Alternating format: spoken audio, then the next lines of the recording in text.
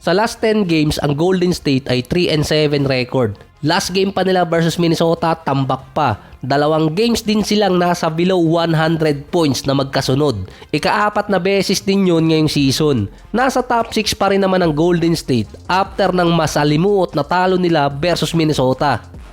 Base pa kay Sham, naghahanap na ng star player ngayon ang Golden State para maisama kay Steph. Nagkaroon agad di umano ng panic doon yung management. Si Kuminga after ng kanyang 33 points na career high versus Rockets, nung bumalik si Steph naging 13 points at 6 out of 15 sa field versus Minnesota. Siya din yung pumalit sa posisyon ni Draymond Green sa starting unit. Base pa kay Green, si Kuminga na ang susunod na star ng Warriors kaya kailangan niya yung opportunity na yon. Base naman kay Steve Kerr, nilagay niya talaga doon si Kuminga sa starting unit para hindi mapuwersa si Draymond Green.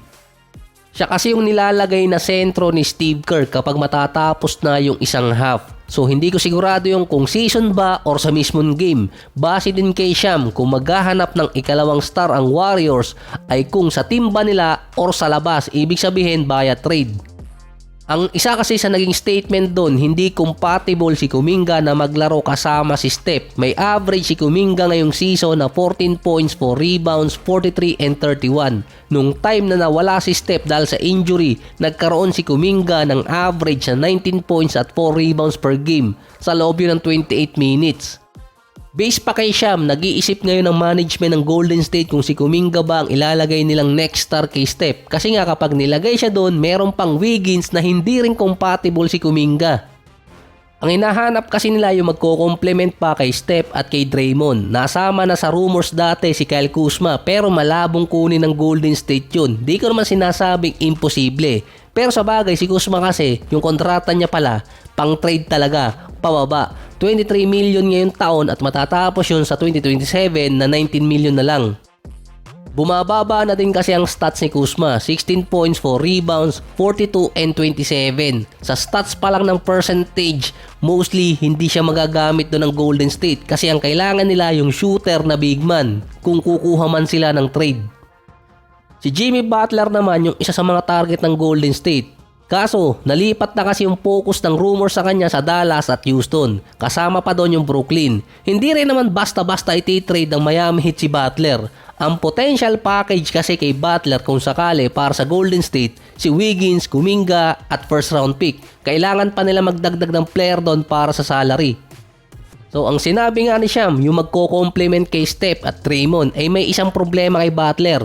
Mula nung nalipat si Rondo at si Wade sa Bulls, sinundan nyo na napunta si Butler sa Minnesota at Sixers, hindi siya maisama or mag-complement sa isang team na meron ng established na star player.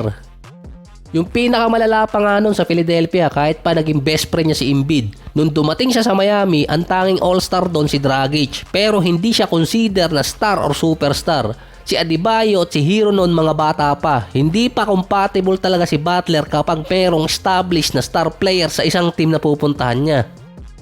Sa statement ni Sham na playmaker at scorer, isa lang namang player ang nasa trade block na katulad nun, si Trae Young. Siya yung unang player na merong 30, 20 and 5 threes last game versus Lakers. Ang isang problem lang kay Trae Young, efficiency. So bakit naman siya iti-trade ng Atlanta Hawks?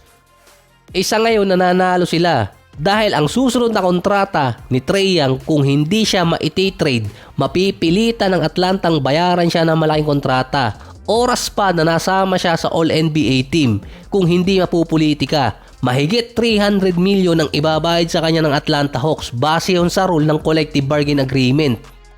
Noon pa lang nag-message na si Steph kay Trae Young nung nasama to sa trade rumors, mga 2022 season pa. Base pa kay Trae Young, nagbigay lang naman ng support si Steph sa kanya. Pero bakit ite-text ng isang superstar ang isang player regarding sa trade rumors kung i-comfort lang niya? Pang-artista kasi yung sagot ni Trae Young sa podcast ni PG. Si Trae Young din yung potential na ma-trade na superstar after ng trade deadline. Dahil after din ng season, eligible na siya sa max contract ulit. Yung $300 million sa loob ng 5 taon kahit babaan ng taon nun ay malaki pa rin ang kontrata per year.